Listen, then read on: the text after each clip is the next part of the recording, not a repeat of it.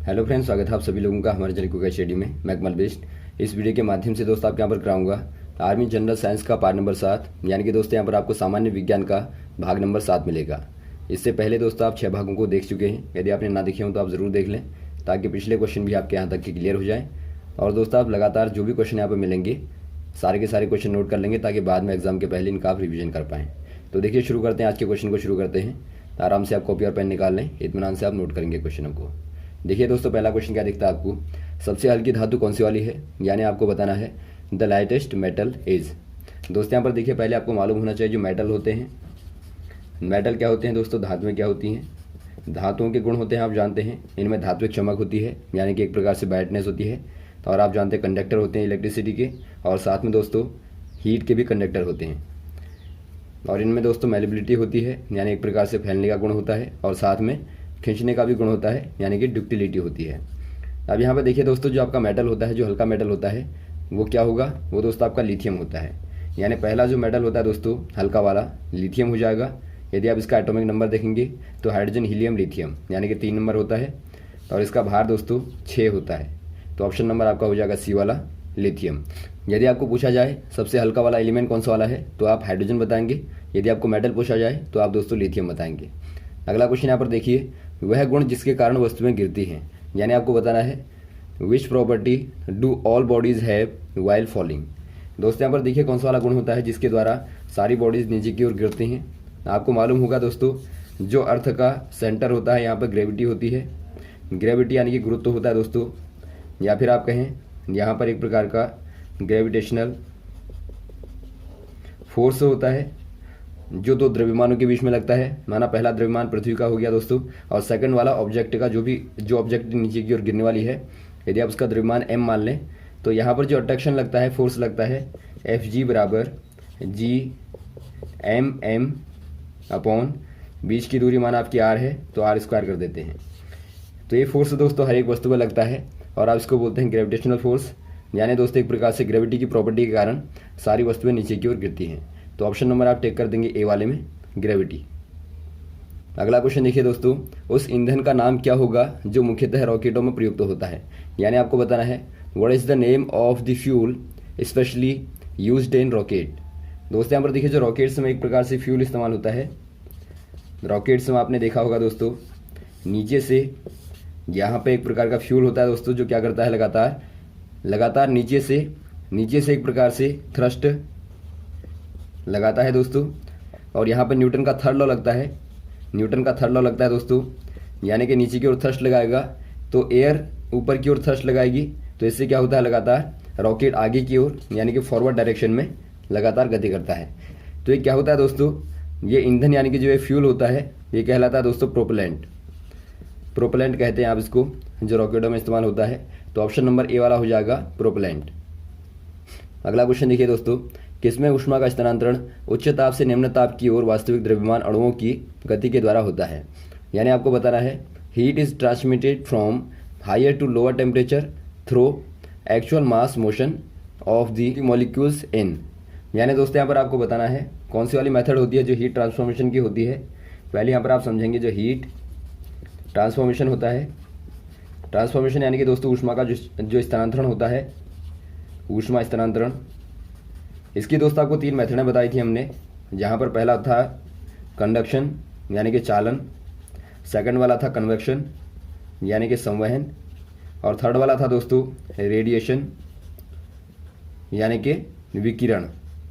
तो यहाँ पर जो पहली वाली मेथड होती है, इसके द्वारा सॉलिडों में ऊष्मा का स्थानांतरण होता है। सेकंड वाली में दोस्तों आपका लिक्विड और गैसों में ऊष्मा का स्थानांतरण होता है। और फोर्थ वाले में दोस्तों विदाउट एनी मीडियम, यानी एक प्रकार से बिना माध्यम के, या फिर आप कहें वैक्यूम में दोस्तों यानी कि निर्वात में ऊष्मा का स्थानांतरण होता है। फॉर एग्जांपल, यदि आप सूर्य की ऊष्मा को देखें जो पृथ्वी तक आती है, तो रेडिएशन के माध्यम से ही ऊष्मा दोस्तों आती है। अब यहाँ पर देखिए जो कंडक्शन होता है, यहाँ पर लगातार जो मॉलिक्यूल होते हैं यानी कि जो मास होते हैं दोस्तों, वो स्थान नहीं छोड़ते हैं, यानी कि अपनी जगह पर रहते हैं, लेकिन यहाँ पर कंडक्शन करते हैं, अपनी ऊष्मा को ट्रांसफ़र करते हैं। यहाँ पर जो लिक्विड और गैस के मॉलिक्यूल होते हैं दोस्तों, यानी कि जो एक प्रकार से एक्चुअल मास होता है, वो क्या करता है दोस्तों, मोशन करता है, और मोशन के द्वारा ही क्या होता है, ऊष्मा का ट्रांसफॉर्मेशन होता है हाई टू लो में। हाई ऊष्मा से यानी कि हाई टेम्परेचर से दोस्तों लो टेम्परेचर की ओर होता है। तो ऑप्शन नंबर कौन सा हो जाएगा यहाँ पे जो पूछा गया है, ये दोस्तों आपका कन्वेक्शन मेथड में होता है यानी कि संवहन विधि में होता है। तो ऑप्शन नंबर बी वाले में आप टिक कर देंगे। अगला क्वेश्चन देखिए दोस्तों, दर्पण के पृष्ठ का केंद्रीय बिंदु क्या कहलाता है, यानी आपको बताना है the central point of the surface of mirror is known as. यहाँ पर देखिए दोस्तों, जो मिरर यानी कि दर्पण का दोस्तों पृष्ठ होता है, यदि आप उसके सेंट्रल पॉइंट की बात करें तो यहाँ पर दोस्तों आपको पोल दिखाई देता है, यानी आप पोल कह देंगे या फिर आप दोस्तों ध्रुव कहें। तो ऑप्शन नंबर कौन सा वाला हो जाएगा, ऑप्शन नंबर बी वाला हो जाएगा पोल। अगला क्वेश्चन देखिए दोस्तों, चंद्रमा पर पलायन वेग का मान क्या होता है, यानी आपको बताना है what is escape velocity from the moon surface. यदि आप दोस्तों मून सरफेस की बात करें यानी कि आप चंद्रमा की पृष्ठ की बात करें दोस्तों, तो यहाँ से दोस्तों आपको बताना है एस्केप वेलोसिटी यानी कि पलायन वेग का मान क्या होगा। पहले आप समझेंगे दोस्तों पलायन वेग क्या होता है। पलायन वेग वाला वेग होता है दोस्तों जिसके द्वारा आप यदि वस्तु को फेंकेंगे, यानी आप ऑब्जेक्ट को दोस्तों यहाँ से थ्रो करते हैं, ऑब्जेक्ट को आप थ्रो करेंगे दोस्तों, तो इतनी वेलोसिटी के साथ में जाना चाहिए ताकि इसके ग्रेविटेशनल एरिया होगा उससे बाहर पहुंच जाना चाहिए। तो इसके लिए दोस्तों आपको क्या आवश्यक होता है, इसके लिए आपको आवश्यक होता है कि यदि आप अर्थ की बात करें यानी पृथ्वी की बात करें तो यहाँ पर दोस्तों इसका मान होता है 11.2 किलोमीटर पर सेकेंड, यानी दोस्तों 1 सेकंड में 11.2 किलोमीटर ऑब्जेक्ट को जाना पड़ेगा, तो ही दोस्तों ये अर्थ के ग्रेविटेशन से बाहर जा पाएगा।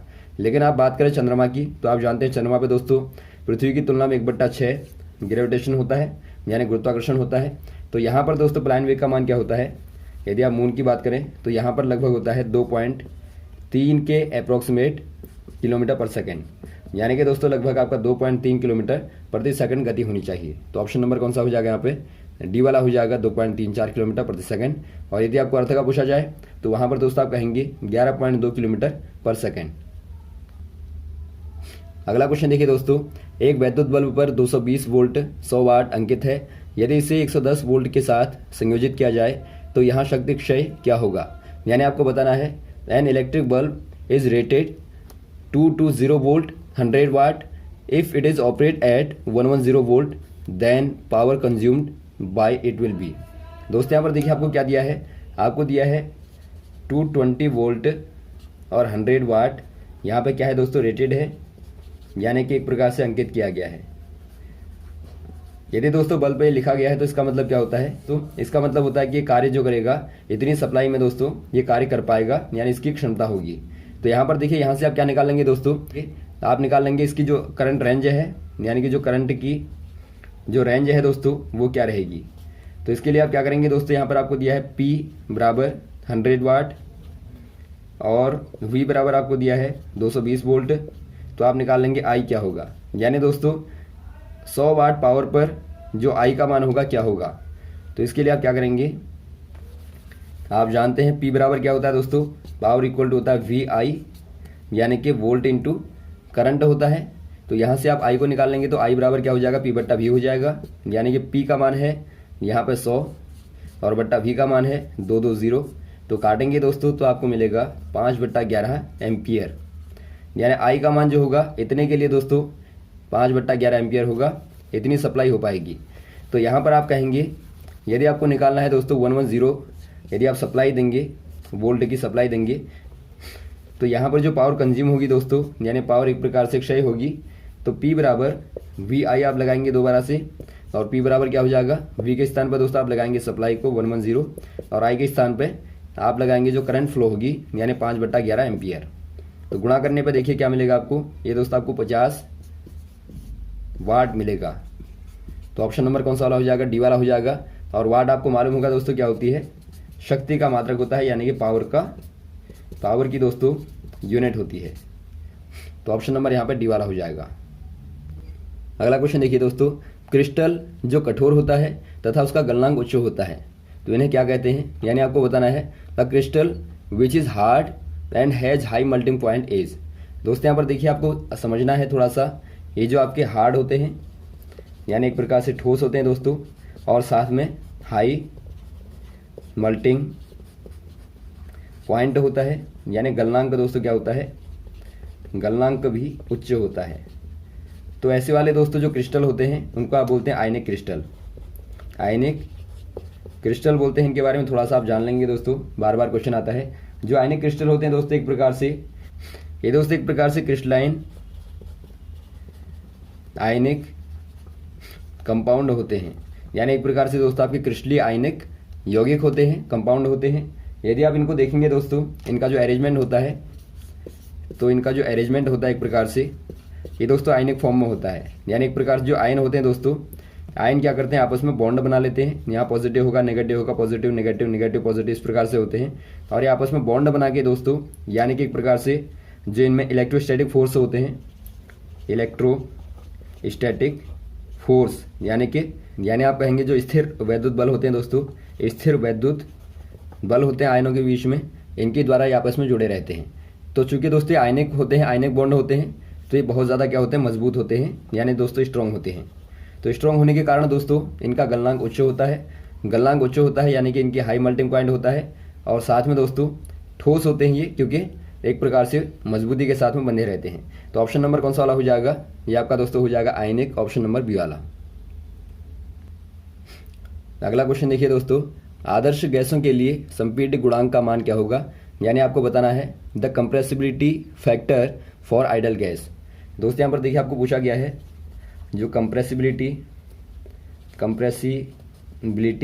फैक्टर होता है, या फिर आप कहें दोस्तों जो कारक होता है, कारक कौन सा वाला दोस्तों, संपीड्य कारक। संपीड्य जो कारक होता है दोस्तों या फैक्टर होता है, इसका मान आपको बताना है कि क्या होता है आइडल गैसों के लिए।